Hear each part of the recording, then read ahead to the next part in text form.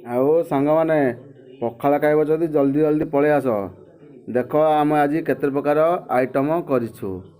ଇଏ ହେଲା ବାଇଗଣ ଆଳୁ ଟମାଟୋ ଚକଟା। ଇଏ ହେଲା ହେଉଛି ସୁଧୁ ଆମ ଦେଶୀ ଖାରପାଣିଆ ଶୁଖୁଆ ଭଜା, ତା ପୁଣି ବେସର ଦିଆହେଇଛି। ଇଏ ହେଲା ଫୁଲକୋବି ଆଳୁ ଗ୍ରୀନ୍ ମଟର ଆଉ ଗୋଟେ ହେଲା ମିକ୍ସଚର। ଇଏ ହେଲା ହେଉଛି ଆମ ବାରି ବାମ୍ବେଡ଼ା ଶାଗ ଭଜା। ଇଏ ହେଲା ବାଇଗଣ କଲରା ଆଳୁ ଚିପ୍ସ। ଇଏ ହେଲା ମୁରାଡ଼ ବିନ୍ସ ବରଗଡ଼ା ଆଳୁ ଭଜା।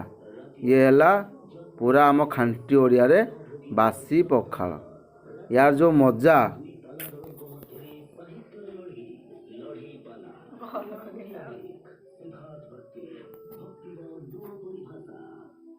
କ'ଣ ଟିକେ କହିଦେଲ, କ'ଣ ଟିକେ କହିଦେଉନ ଟିକିଏ। ହଉ ଖାଇବ ଯଦି ବେଗି ବେଗି ଆସ।